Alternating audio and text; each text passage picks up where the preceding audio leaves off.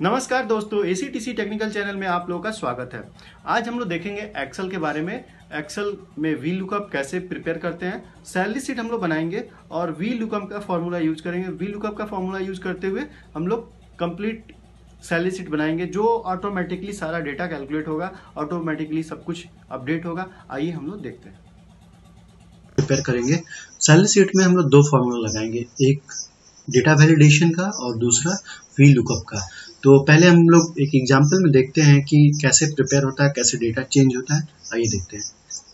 देखिए, मैं एक डेटा चेंज कर रहा हूँ। यहाँ पे एम्प्लॉय आईडी में चेंज कर रहा हूँ। एम्प्लॉय आईडी चेंज करते ही उसका सारा डेटाबेस चेंज हो जाएगा। एम्प्लॉय नेम, उसका designation, month of salary, account number, IFSC code, PAN number, working days, basic salary, basic overtime, जो भी ये डेटाबेस, ये सारे चेंज होते जाएंगे according to employee ID. Employee ID जैसे हम चेंज करते हैं, एम्प्लॉय आईडी चेंज करेंगे तो ये डेटाबेस चेंज हो जाएगा। इसको कैसे हम लोग प्रिपेयर करते हैं, आइए देखते हैं। इसके लिए पहले तो एक चार्ट प्रिपेयर करना पड़ेगा। वो कैसे, ये बहुत सिंपल है। आइए हम लोग देखते हैं।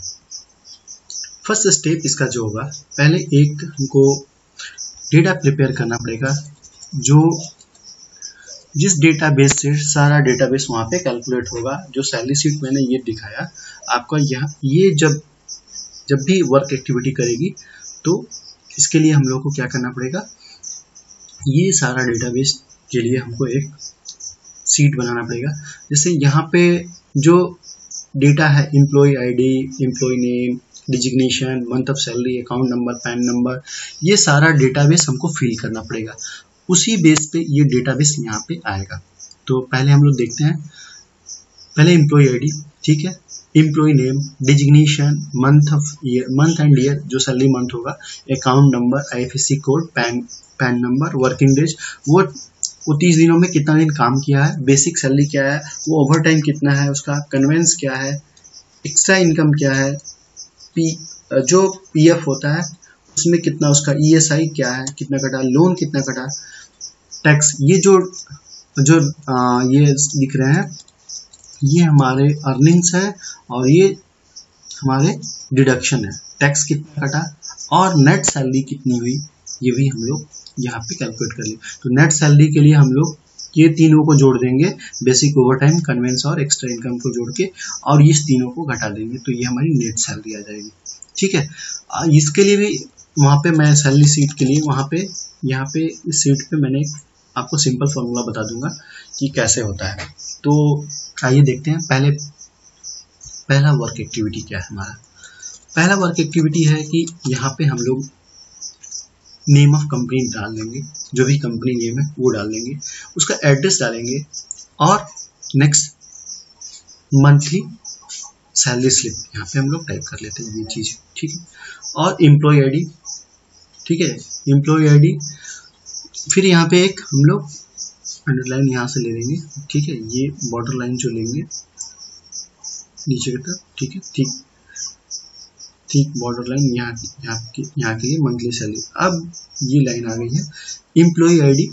एम्प्लॉय आईडी के बाद से एम्प्लॉय नेम, डिजिग्नेशन, मंथ, ठीक है, ये account number, IFSC code, PAN number, working days, ठीक है। फिर एक हम लोग यहाँ पे रो छोड़ के एक रो छोड़ेंगे, फिर इसके बाद से अर्निंग डिटेल्स डालेंगे। ये तो हमारा उस एम्प्लॉय का डिटेल हो गया, ठीक है, उसका नेम, उसका डिजिग्नेशन, अकाउंट नंबर, ठीक है। अर्निंग और डिडक्शन, जैसे वो उसका जो अर्निंग होगा, कहाँ से पैसे आ रहे हैं, और डिडक्शन, जो भी पैसे कट रहे होंगे उसका डिडक्शन में आएंगे। अब उसका बेसिक सैलरी जो भी होगा, over time, conveyance, extra income, और यहाँ पे पीएफ, ईएसआई, लोन और टैक्स, डिडक्शन और नेट सैलरी हमारी होगी जो नीचे आएगी। ये हम लोग डिडक्शन करते हैं, ठीक है। अब इसको हम लोग थोड़ा नीट और क्लीन हो जाए, और यहाँ पे एक और डाल देते हैं। यहाँ पे हम लोग डालते हैं सिग्नेचर डाल दे, यहाँ पे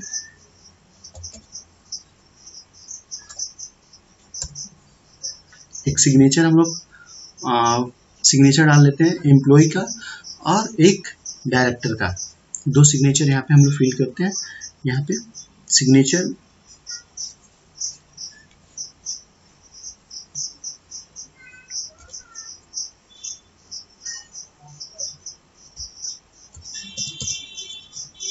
सिग्नेचर ऑफ एम्प्लॉय, ठीक है। नेक्स्ट हो गया। अब यहाँ पे हम लोग डाल लेते हैं सिग्नेचर ऑफ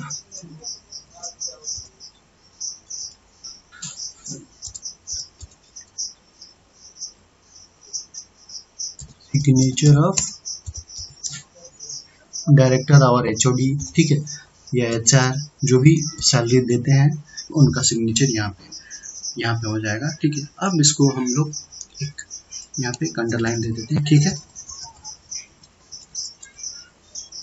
यहाँ पे भी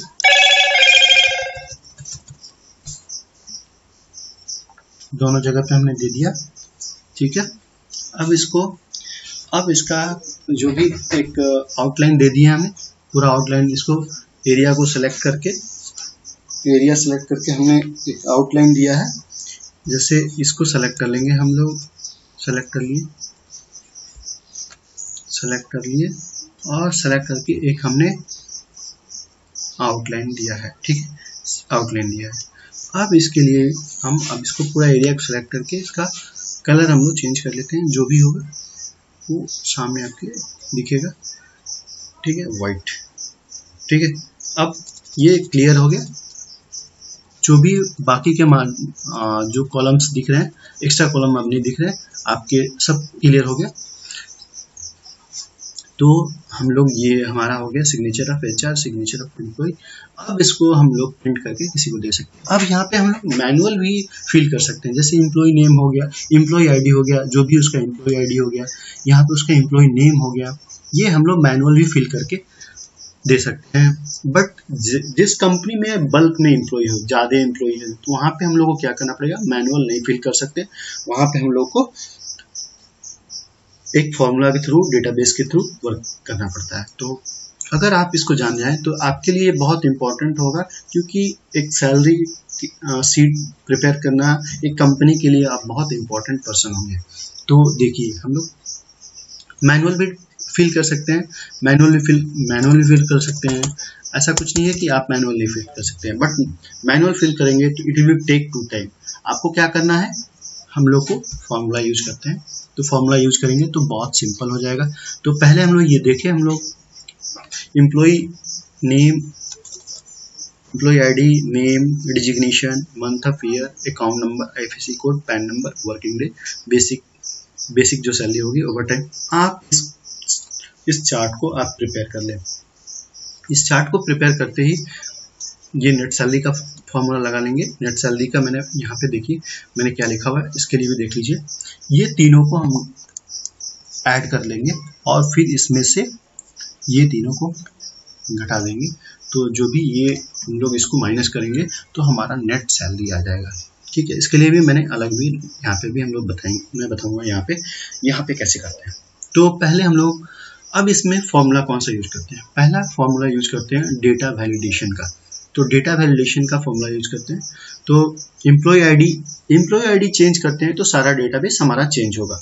तो यहाँ पे पहले एम्प्लॉय आईडी पे जाते हैं। ये आप इजीली बना सकते हैं, इसलिए मैंने आपको इसको एक डेटाबेस, एक फॉर्मेट रखा हुआ था, ताकि आपको वीडियो बहुत लंबा हो जाता है, इसके वजह से मैंने इसको आपके सामने यहाँ से स्टार्ट करता हूँ फॉर्मूला से, ठीक है। अब एम्प्लॉय आईडी के आगे अब हम लोग को फर्स्ट फॉर्मूला मैंने बताया था डेटा वैलिडेशन और वी लुकअप। तो यहाँ पे पहले हम लोग को डेटा वैलिडेशन लेना है। डेटा वैलिडेशन में जाएंगे, डेटा पे जाएंगे और डेटा वैलिडेशन पे क्लिक करेंगे। अब यहाँ पे सेटिंग्स जो दिखा रहा है, बाकी कहीं पे क्लिक नहीं करना है हम लोग को। यहाँ पे एनी वैल्यू दिया हुआ है, यहाँ पे हमको लिस्ट पे क्लिक कर लेना है, लिस्ट, क्योंकि लिस्ट हमको लेना है ना, एम्प्लॉय आईडी का लिस्ट लेना है।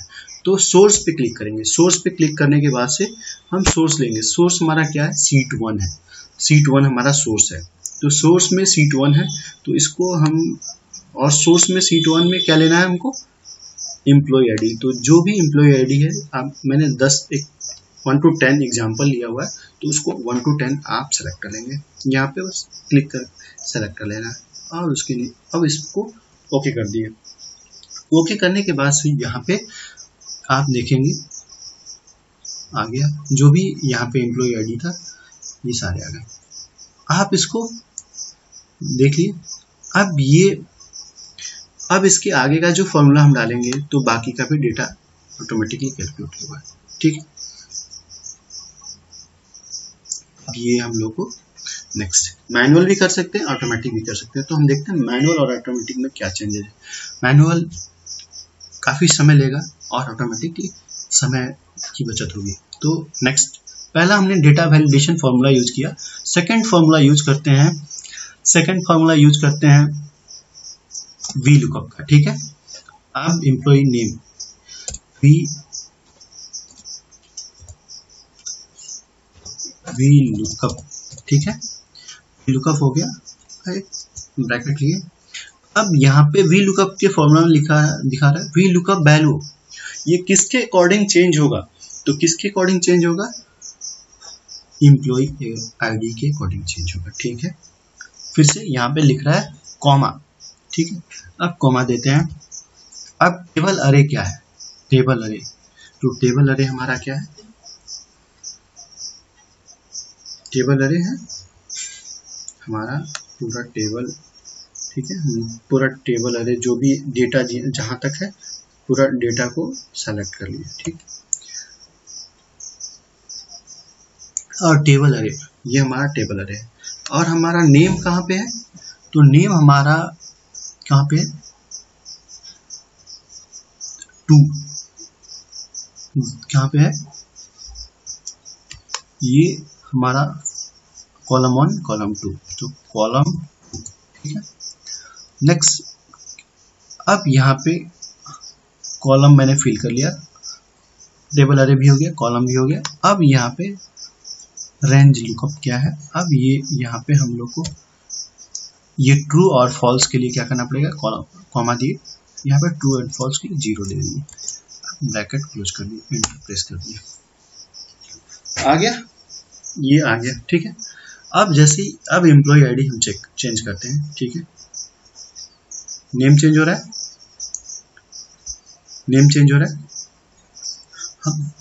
अब ये बस एक जगह आपने फॉर्मूला लगाया, बाकी का जगह पे आपको क्या करना पड़ेगा? कॉपी पेस्ट कर देना है।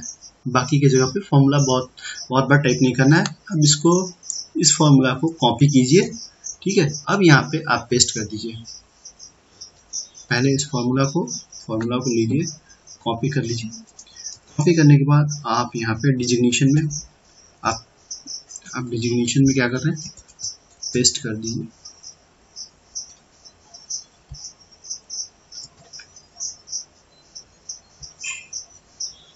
केवल फॉर्मूला को कॉपी करना है। अब यहाँ पे आते हैं, पेस्ट कर देते हैं।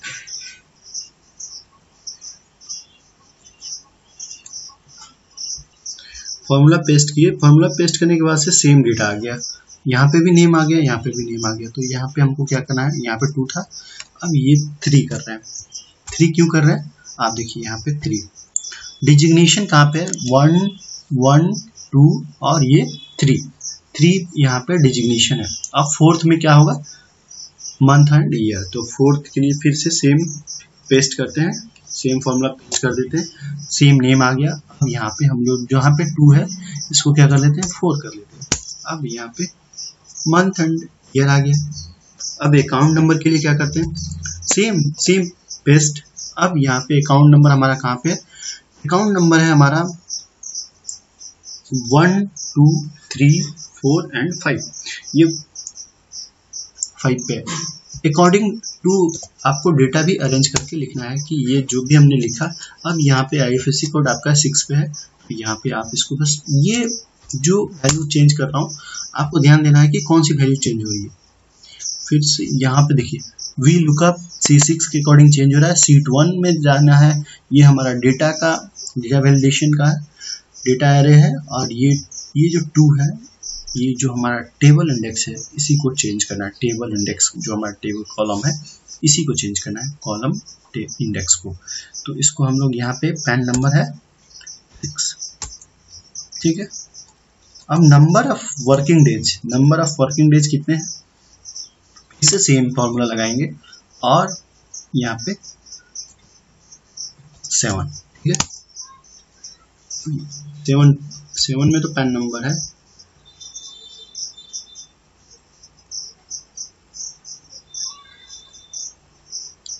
पे हमारा 6 7 1 2 3 4 5 6 7 में पैन नंबर है, 8 होगा यहाँ पे, इसको 8 करते हैं, 8 हो गया। ठीक है, यहाँ पे क्या है, पैन नंबर भी रॉन्ग आ रहा है, 1 2 3 4 5 6 7, यहाँ पे 6 नहीं होगा, यहाँ पे 7 होगा। ठीक है, ये पैन नंबर आ गया। ये एक फॉर्मेट है, ये डेटाबेस। ठीक है, आप सेव कर लिए, सेव करते जाएंगे, कंट्रोल एस दबा दीजिए, सेव हो गया। ठीक है, अब ये सारा डेटा आपका चेंज होते रहेगा, देखिए। ठीक है, चेंज हो रहा है, तो आपका डेटाबेस, सारा डेटाबेस ये चेंज होगा आपके अकॉर्डिंग। अब यहाँ पे हम लोग अर्निंग डालते हैं, बेसिक। तो इसके लिए क्या करना पड़ेगा, सेम फॉर्मूला पेस्ट करते हैं। अब फॉर्मूला पेस्ट करने के बाद से अब यहाँ पे हमारा अब जो बेसिक है, यहाँ से काउंट कर लेंगे, 1 2 3 4 5 6 7 8 9। तो ये हमारा क्या होगा, यहाँ पे हमको फिल करना होगा 2 के जगह पे 9। ठीक है, बेसिक सैलरी आ गई। अब ये है हमारा ओवर टाइम क्या होगा, वहाँ पे काउंटेड है 10। ठीक है, कन्वेंस क्या होगा, यहाँ पे टाइप बस 11। ठीक है, एक्स्ट्रा इनकम क्या है, यहाँ पे टाइप कर देना है 12। ठीक है, टोटल एडिशन, इसको हम लोग बाद में करते हैं, ये नेक्स्ट। अब टोटल एडिशन के लिए हम लोग क्या करेंगे, यहाँ पे सम। ठीक है, ब्रैकेट क्लोज, टोटल एडिशन ये आ गया। ठीक, अब ये हमारा पीएफ क्या है, फिर से फॉर्मूला पेस्ट कर दिया। फॉर्मूला पेस्ट करने के बाद से हम लोग कहाँ पे थे, लास्टली यहाँ पे क्या फॉर्मूला यूज किए थे, यहाँ पे हमने यूज किया था 12, यहाँ पे हम लोग यूज करेंगे 13। ठीक है, 13। नेक्स्ट, ESI क्या है, तो 14, फॉर्मूला पेस्ट करने के बाद 14। ठीक है, आप इसको कीजिएगा 1 बाय 1, स्टेप बाय 1-2 बार ट्राई कीजिए, 100% हो जाएगा, इसमें कोई डाउट नहीं है। 14 हम लोग लिखा, अब 15 लिखते हैं। ठीक है, टैक्स, अब यहाँ पे 16। ये आपको अरेंज करना पड़ेगा, जब ये आप प्रिपेयर करेंगे तो फर्स्ट ये जो डेटाबेस है इसी के अकॉर्डिंग ये भी वर्क एक्टिविटी करेगा। ठीक है, अब टोटल डिडक्शन चेक कर लेते हैं। अब इसको भी पहले सम, टोटल डिडक्शन के लिए काउंट फॉर्मूला लगा लेते हैं। टोटल डिडक्शन हो गया। नेट सैलरी कितनी होगी, तो नेट टोटल एडिशन जो होगा, टोटल एडिशन में से टोटल डिडक्शन को लेस कर देंगे तो हमारी सैलरी आ जाएगी, नेट सैलरी। तो नेट सैलरी के लिए भी क्या करेंगे, तो ये हमारा इसको जो हमारा रो कॉलम, इसको चेक कर लेंगे कौन सा है, फिर इसको हम लोग इक्वल टोटल एडिशन क्या होगा, C16। ठीक है, और टोटल डिडक्शन क्या है, E16, जो नेट सैलरी हुई आ गई।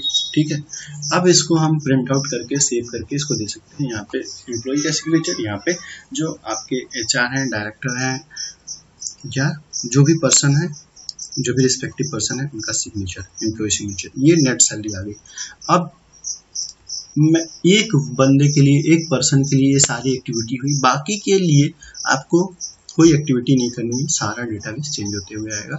आप देखेंगे तो सब डेटाबेस, उसका अकाउंट नंबर, उसका पैन नंबर, उसका सारा डेटाबेस चेंज होगा। Salary, net salary, total basic salary. अब जैसे 21 का ये बेसिक सैलरी 8000 आ रहा है, इसका नेट सैलरी 7650 आ रहा है। अब 22 का देखिए। ठीक है, डिजिग्नेशन चेंज हो रहा है, नेम चेंज हो रहा है, account number, working day change हो रहा है, all the thing is going to change. ये आप बहुत आसानी से सीख सकते हैं। और इस चैनल को आपने सब्सक्राइब नहीं किया है तो कृपया सब्सक्राइब भी कर दें, लाइक भी कर दें, कमेंट भी करें। और एक्सेल में ये एक्सेल का फॉर्मूला और एक्सेल का सैलरी शीट आपको कैसा लगा कमेंट करके जरूर बताएं। धन्यवाद।